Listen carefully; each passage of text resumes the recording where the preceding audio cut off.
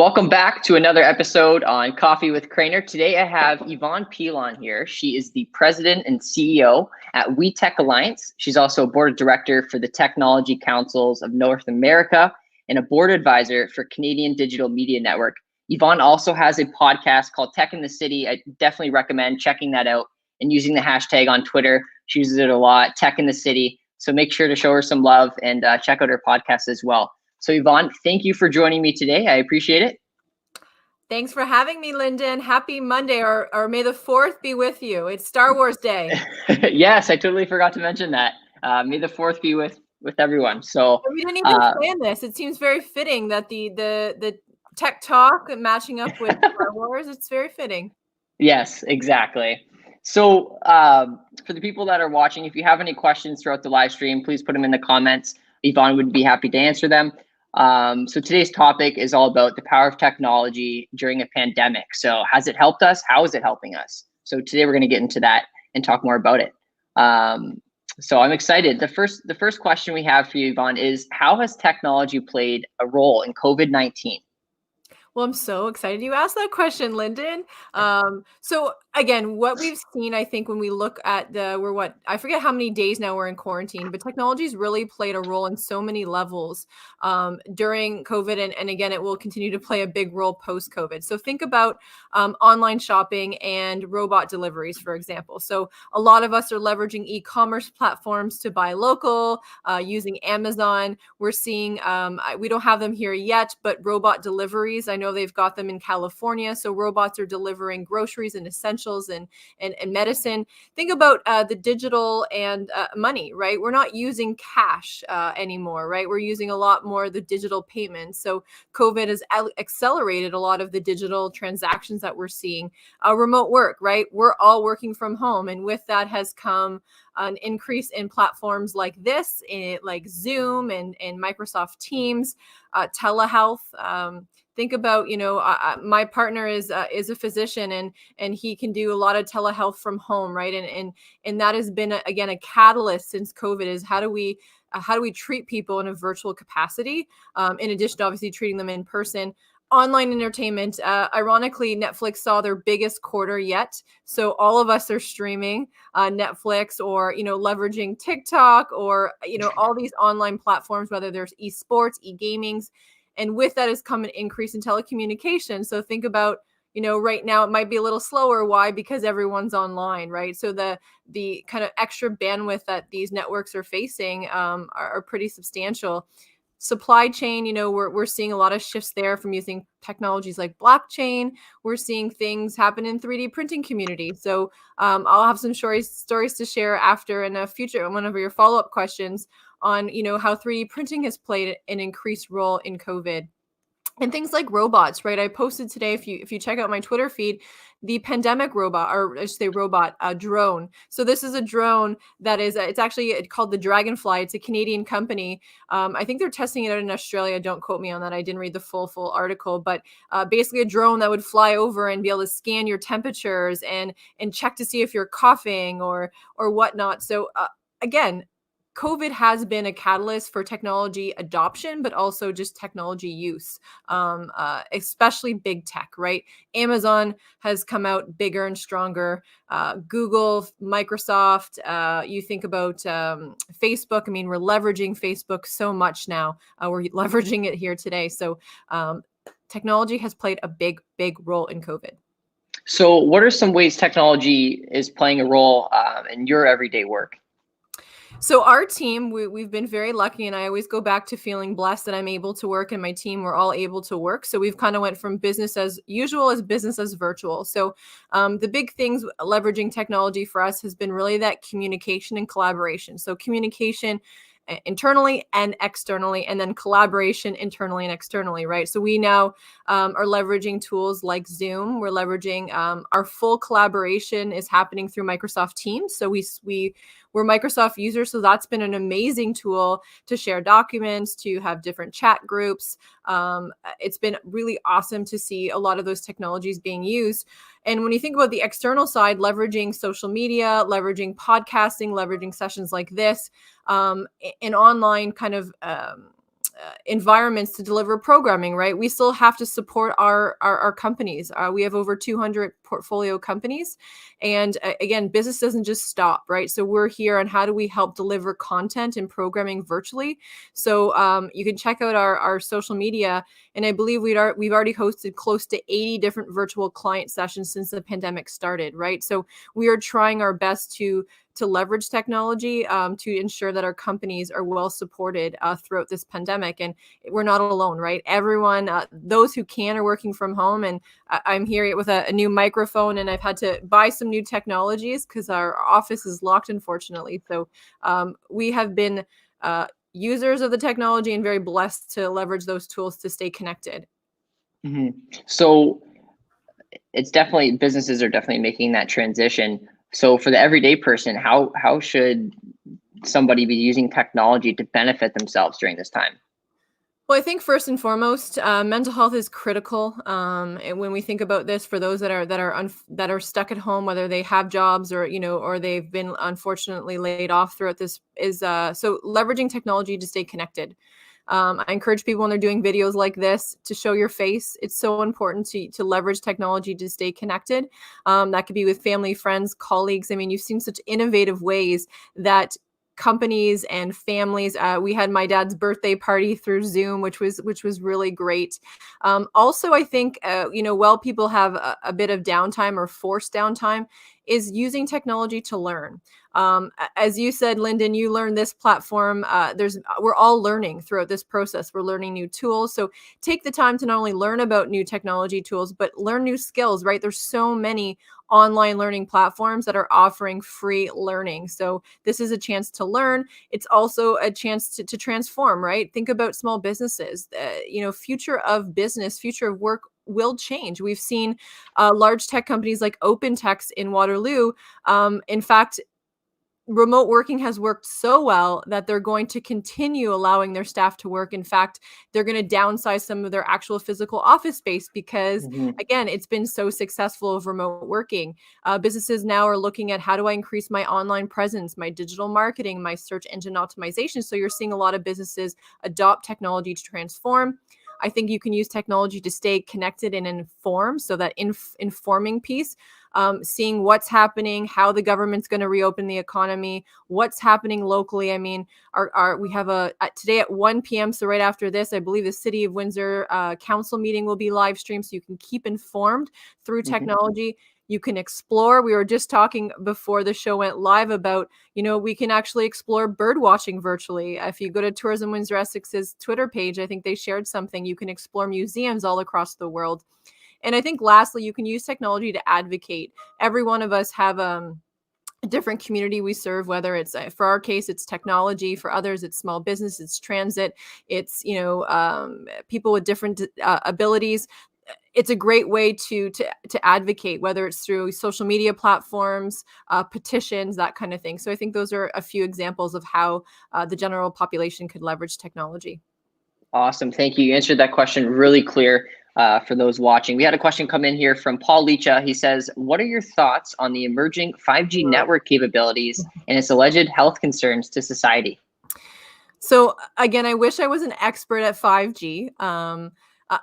Ironically, I did get a petition through my Facebook inbox about kind of stopping the 5G technology. So to Paul, I think it's a great question, and I don't feel like I'm an expert at this space. I know it's something that has been of great conversation. In fact, you've seen also the link between 5G and COVID be shared.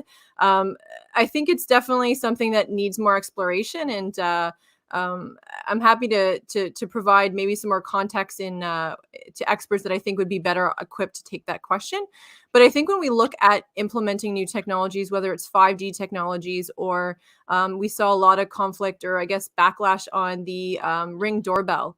I think it's important for leaders of all levels to ensure that the public is communicated with on these topics, right? Because there are a lot of implications. There's a lot of fears, and communication helps alleviate those fears. I do know in a 5G technology in a tech capacity, there's a lot of benefits that do come. Yes, there are health concerns, but when we look at building a truly connected, let's say, autonomous vehicle network here, technologies like 5G are very important. So I wish I had more information, Paul. I do not feel I'm an expert at that space, but I'm happy to connect afterwards to share or connect you with some maybe 5G experts. Perfect. So this is probably my favorite question of today's show is what are some local tech companies that have been created in Windsor, Essex since the pandemic started, and how are they helping people? So I have like I could literally list off like a good 100 companies. So I'll try to kind of um bucket these. So on the advanced manufacturing standpoint, we're seeing a lot of companies develop a ventilator, new innovations. We're seeing them transition to, I know Cavalier Tools doing hand sanitizer molds. You've seen manufacturers get into the 3D printing community. A really cool innovation that I've seen recently is from Vista Solutions, and they've developed basically a vision aid, so a scanner. So as people come into your facilities, they've developed something that would scan people again to track their temperature. So using probably like an infrared technology. So that's been really cool. 3D printing, there's been a lot of successes. I know we've partnered with Calcom and Pepco along with First Robotics and Epicenter to give out 500 3D printed face shields. So there's been a lot of innovations there. Audacia Bio is a local medtech company. They also developed an app for assessment of COVID-related symptoms, as well as they actually are seeking Health Canada approval for a COVID testing kit. So we've seen the medical community come out. If you follow We Spark on Twitter, they're a local consortium, I believe university, college, as well as both hospitals.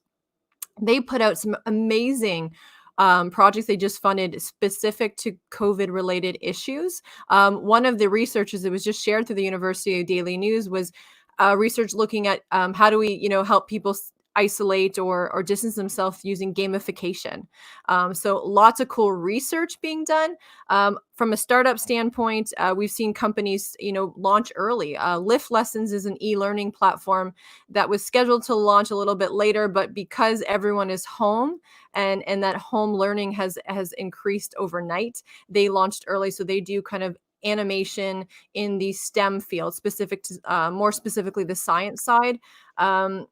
AlphaCore, Next Dimension, again, they're companies that are helping power the IT community, right? And a lot of these greenhouses are powered by technology. Same with the automotive industry. A lot of them are giving out their services to nonprofits complimentary. Our telecom companies like WaveDirect are powering big companies or organizations like Big Brothers Big Sisters to ensure that their mentees and mentors are connected during this time. So it's been pretty amazing to see. One fun fact that I learned yesterday, I'm an MNSI user, so full disclosure, but MNSI, believe it or not, hosts the local servers for Netflix. So if you are getting a strong connection to Netflix, it's likely because MNSI has the partnership with Netflix to do kind of the local hosting. So a fun technology fact. So and again, I could go through tons more.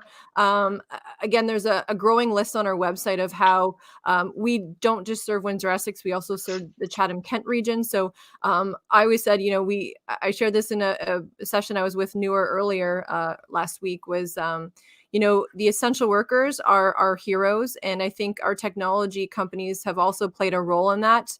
So I think there's just so many people to thank in this pandemic for keeping us connected, keeping us informed. And a lot of that comes to technology. Mm-hmm. And it looks like WEtech posted a few things in here. If you want to learn more about Vista Solutions Inc., their thermal screening process, check it out here. There's a link posted in the comments. It's definitely something cool. And I think you tweeted it out yesterday, if I'm correct. I did. There, I try to use the Tech in the City hashtag to keep people informed. It's not just local stuff, but Mm-hmm. again, I'm obsessed with technology, and again, technology is a hot topic. I could debate it on both sides, the good, bad, and ugly. Just one last thing too on the tech companies, we've seen a lot of graphic designers come out with coloring books and digital artwork. I mean, it's been so interesting to see how all different sectors of technology have stepped up to help us, right? From telecommunications, healthcare, e-learning. It's just been, again, I'm so inspired by our local tech community or regional tech community. What was we talked about this a bit earlier, a few weeks ago, that coloring book. What was his name? What was his page? So Gio Petrucci is the designer behind that. So he developed a coloring book. There's a blog post on our website. I think it's 5 ways that graphic designers and artists are kind of keeping us, I guess, busy. Hmm. So yeah, and I know Jeff Denemy from Haunted Zoo has also created this beautiful Yes. poster. As a thank you poster that you can buy, and proceeds go back to, I think it's a kids food bank. Jeff's great. I have a call with him later today to brainstorm some cool new opportunities. But again, every level of individuals have stepped up, from sewing, Hmm. 3D printing, keeping us, entertained. I mean, we are leveraging MacFlash as a team. MacFlash is an online trivia, or I shouldn't say they do trivia nights at like Manchester Pub, but they have a YouTube station that you can basically do trivia with your team. So Yeah. uh, twice a week, our team kind of takes a break for a half hour and we compete in trivia. And again, it's all done through YouTube. So it's been, Hmm. like I said, I can't stress enough how it's been amazing to see companies pivot, be creative, and really increase their digital adoption. Okay, awesome. And if you want to learn a bit more about Lift Lessons, check out this link. And before the end of the month, you can have free access to their content. So be sure to check that out. We have another question that came up here in the comments. Yvonne, it says, "What's your take on the pandemic and impact on the future of learning, tech, or general work?" Mm. Again, a really, really great question. I think a lot of it we're trying to understand right now. I sat on a number of sessions on the future of work on how this is going to change. Not only, are we going to, is this going to increase the amount of people working from home, right? I give that example earlier about open text. And again, it's been a forced, we were forced to encourage our staff to work from home. And a lot of people never wanted that to happen, but they're starting to learn that it's working, right? So I think there will be definitely a shift in the people working from home. I think when we think about future of business, what will the office look like? A lot of companies right now are asking us, like, will I have to equip my offices with temperature checks? Will I have to equip my offices with space between pods or cubicles or offices? Right? What will that look like? Um, Future of learning, right? We've been again forced to teach online, and in some cases it might be working, and others it may not be working. So it's definitely an interesting conversation. I think about automation, for example. So we've seen a lot of businesses adapt automation from robotics, and one thing is robots don't get sick, right? Robots don't get sick. So will the future of work also include an increased automation, right? Of automating a lot of roles. And again, I know there's a lot of discrepancies over robots take jobs, but I also think robots create new jobs. Hmm. But I think it's going to be a critical point for people to reskill or upskill their staff in order to adapt to that new environment. So again, I can share some links too. We're part of a future of work consortium that's led by our friends in Waterloo. So they've got a number of sessions. They've got a number of reports. So I definitely think the future of business will involve a lot of digital transformation. And on the future of work, the same thing there, right? Is allowing people to work from homes. What happens to all this space, right? What if we're allowing 50% of our staff, of our team, to work from home? What happens, right? What happens to the real estate? Like, do we need this giant office space, right? So Hmm. but there are things that technology can't do, right? The sense of community is hard to duplicate. You can do it online, but I think person to person is extremely important. So, and we'll also see a lot new industries come out, right? E-learning. There's going to be a lot of innovations in the healthcare sector, innovations in infrastructure, right? Like we take for granted the connection we have on this call right now. Hmm. Not everyone in Canada has internet connection. And imagine if you did not have internet connection right now. So I go back to, we take things for granted. So I do feel for a lot of the rural communities that do not have what we have. Yeah, that's such an important point. And thank you for answering that. I hope that answered your question, Jaron. WeTech posted also the 5 ways local artists and graphic designers are getting even more creative during COVID-19. Check out that link. It's on their website. I believe that talks about the coloring book as well. Um, And on the future of work piece, again, I can share some documents, or I think John Mark's watching from our team. So Manulife put out a really great document about the future of work, and I'm a big lover of the World Economic Forum. They do an annual future, basically future skills report, future of jobs report. So I love looking at that to see how the future of education will change. I was listening Mm-hmm. to an amazing podcast today about the tasks, those kind of repetitive tasks that are being automated, right? And in a lot of educations, we teach kids to memorize and to literally be so linear, where the future skills, as we look to automate a lot of those kind of repetitive tasks, will be creativity, will be innovation skills, entrepreneurial skills. So how can we build out an education system that really helps think outside of the box and be more creative in order to adapt to what I think will be a future of education, and the future skills needed. Mm-hmm. And that says decreasing carbon footprint is a big plus. Yes, we've seen, again, one of the silver linings of this pandemic. We've seen mountains, we can see mountains now. You look at Venice and the water's clear, and the wildlife that we never saw before is coming back out. So again, I say, when I call this, I didn't coin this term, but it's been the great pause, right? And it's been really interesting. Lots of stats too, looking at how does this differ from the Great Depression, or the downfall in 2018. So there's a lot we can learn, but I think I saw a great report. I'll give Fraser Fathers a note here. He shared something about how this is different from the last crash, right? Different industries are being hit than in the past, right? We saw the past was very much manufacturing focused, where this time around the retail industry, right, has been a serious hit.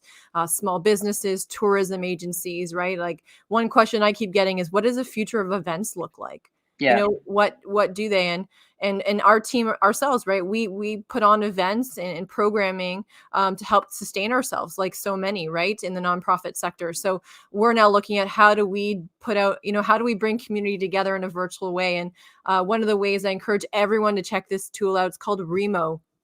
Remo is like a virtual networking platform, event platform. Verbella is another one that's really, really cool.